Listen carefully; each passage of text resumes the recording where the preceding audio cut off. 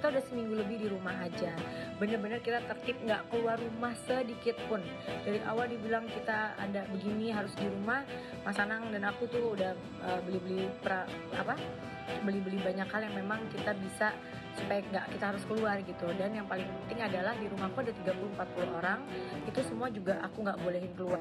Sebelum kamu lanjut untuk nonton video ini, aku pengen kamu untuk subscribe, oke? Subscribe di channel ya. Dan jangan lupa nyalain loncengnya. Coba aku tunggu. Nah, oke, thank you udah subscribe.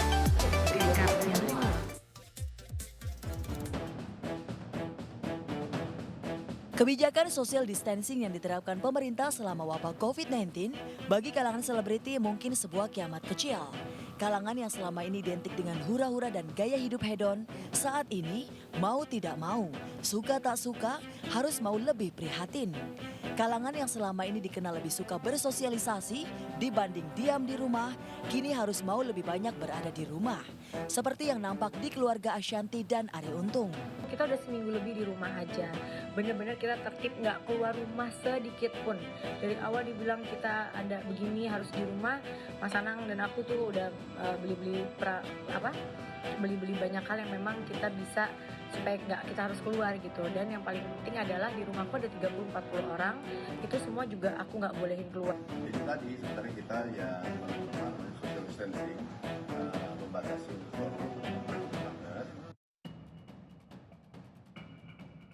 Membatasi. Itulah kata kunci agar kebijakan social distancing sukses dan penyebaran pandemi COVID-19 berhasil dihambat. Baik Ashanti dan Arie Untung sadar, tanpa pembatasan, virus corona penyebab COVID-19 tak akan berhasil dihambat. Tidak heran, mereka rela membatalkan sejumlah acara yang sejatinya penting untuk periuk nasi keluarga mereka. Acara di Ganjur ya. Iya, salah satunya adalah kita harusnya ada safar ke Jordan. Namanya show dan lain-lain udah pasti banyak yang batal. Terus kayak misalnya pekerjaan lain yang harus keluar dari rumah juga jadi terhambat gitu. Tapi alhamdulillahnya memang ada beberapa kerjaanku yang masih bisa secara online. Jadi kita masih bisa work from home juga, kita masih bisa Skype-an, kita masih bisa WhatsApp group kayak gitu. Jadi kita masih banyak bisa mencari cara untuk bisa bekerja di rumah. Aku langsung Jepang aku cancel, terus kayak ke Australia juga aku cancel. Rela membatalkan sejumlah acara, baik Ashanti dan Arie Untung beserta pasangan masing-masing pun ikut dalam kampanye di rumah aja yang bergaung di media sosial selama COVID-19 mewabah. Ya, hashtag di rumah aja memang mewarnai kebijakan social distancing dari pemerintah. Sayang, publik sering salah kaprah memaknai kebijakan social distancing ini sebagai liburan. Itu yang aku sedih banget, pemerintah udah bilang untuk kita semua stay di rumah, kecuali yang memang kayak tim medis atau yang punya pekerjaan yang memang nggak bisa ditinggal, mencari nafkah ya buat keluarga. Tapi selebihnya aku lihat masih pada nongkrong, masih pada pergi jalan-jalan, masih pada pergi liburan. Menurut aku itu nggak, ayo dong keluarin empati kalian. Kalau kalian merasa nggak apa-apa, tapi kalian bisa menularkan buat orang banyak loh gitu. Jadi buat kalian, tolong tinggal di rumah, nggak disuruh ngapa-ngapain kok, cuma tinggal di rumah gitu. Jangan nyusahin diri dan jangan nyusahin orang lain. Sekarang kita ngikutin aja apa anjuran dari pemerintah, social distancing. Walaupun sekarang baru terhitung 5 hari, udah kayak berasa aduh kok bosen banget. Cuma mendingan kita sekarang merasa bosen daripada nanti lebih bosen lagi ketika kita terisolasi. Kita harus malah nggak bisa ketemu sama keluarga, nggak bisa ketemu sama kerabat. Pilih mana?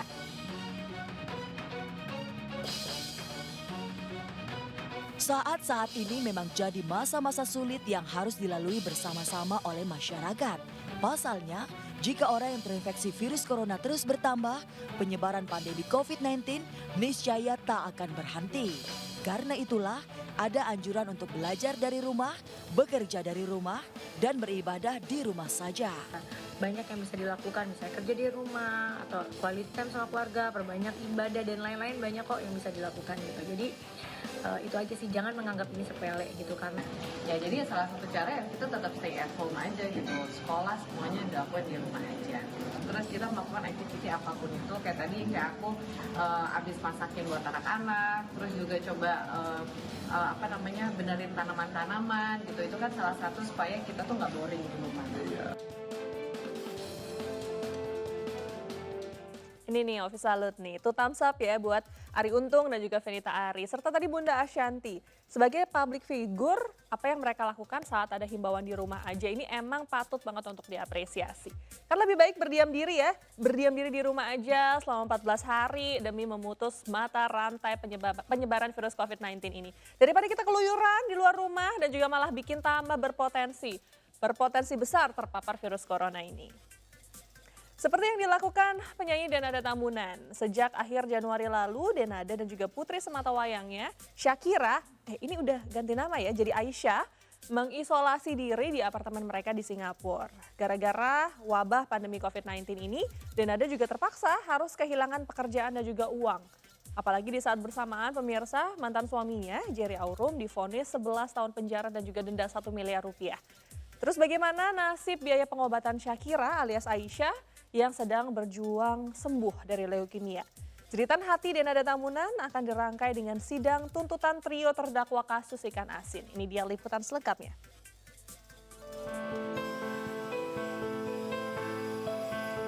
Ujian kehidupan maha dahsyat sedang dirasakan penyanyi Denada Tambunan. Bagaimana tidak? Denada harus banting tulang mencari biaya pengobatan putri sematawayangnya, Shakira Aurum, yang kini berganti nama menjadi Aisyah, yang sedang dalam proses penyembuhan kanker darah atau leukemia.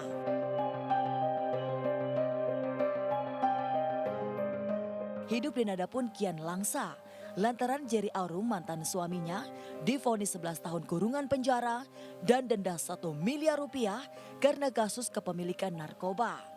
Tak terbayangkan, selama 11 tahun, putrinya yang sedang berjuang sembuh dari leukemia tidak akan bisa bertemu dengan papanya lebih dari 1 dasawarsa. Sebagai seorang ibu, saya yang paling membuat saya sedih adalah pemikiran bahwa anak saya, Aisyah, mungkin tidak akan bertemu dengan papanya selama 11 tahun. Itu waktu yang lama sekali. Aisyah ini sangat dekat dengan papanya, dan buat saya terus terang sampai sekarang ini Aisyah ini masih belum tahu. Itu yang terbaik yang bisa kami buat sekarang supaya kami menjaga supaya dia enggak drop mentalnya, dan selama ini dia sering sekali nangis dan tanya papahnya kemana, papahnya kok nggak pernah datang lagi. Dulu Mas Jerry itu bisa kesini sebulan sekali, kadang-kadang sebulan 2 kali, dan sekarang dia tiba-tiba nggak kesini sama sekali. Itu mendatangkan pertanyaan-pertanyaan. Vonis 11 tahun penjara dan denda 1 miliar rupiah untuk Jerry Aurum terdengar seperti palu godam di telinga Denada. Selain Aisyah yang tidak akan bertemu papanya selama 11 tahun, Denada juga harus mencari biaya hidup dan biaya pengobatan Aisyah di Singapura. Padahal semua harta bendanya sudah habis dijual dan Denada pun sedang jobless gara-gara virus corona. Ke depan ini akan dengan semua situasi yang ada, sejujurnya aku juga sampai detik ini masih berusaha untuk memproses semua. Ya, aku tahu ini akan menjadi satu masa yang nggak mudah.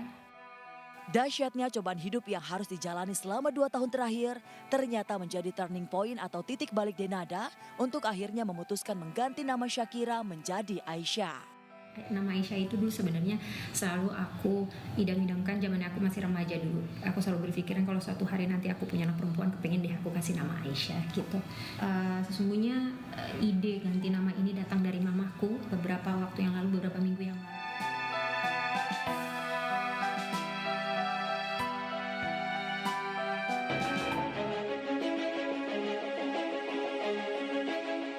Sidang kasus video ikan asin dengan terdakwa Pablo Benua, Ray Utami dan Gali Ginanjar hampir purna. Kemarin, trio terdakwa ikan asin kembali menjalani sidang dengan agenda tuntutan jaksa. Pablo, Ray, Gali dituntut dengan hukuman berbeda. Pablo dan Ray dituntut 2 tahun penjara, subsidiar 6 bulan dan denda 100 juta rupiah. Sedangkan Gali dituntut 3 tahun penjara, subsidiar 6 bulan dan denda 100 juta rupiah. Bukankah mereka melakukan bersama-sama? Tapi mengapa ada perbedaan tuntutan kepada ketiga terdakwa?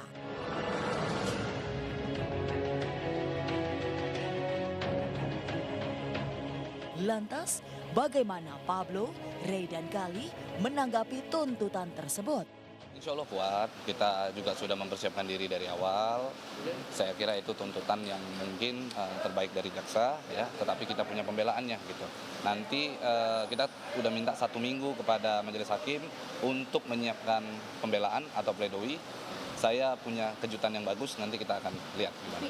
Nanti kita di pledoi kita akan bikin yang maksimal mungkin, ya mudah-mudahan Allah berikan keringanan dan jalan yang terbaik. Tak seperti Pablo yang menjanjikan kejutan dalam sidang pledoi minggu depan, Gali memilih untuk tenang dan menyerahkan upaya pembelaannya pada kuasa hukum.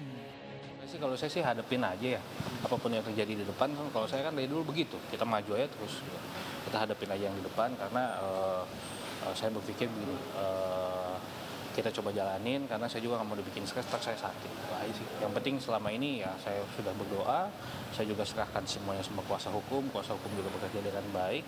Ya nanti kan kita lihat aja nanti sidang selanjutnya pas pledoi dan vonis. Tapi kalau boleh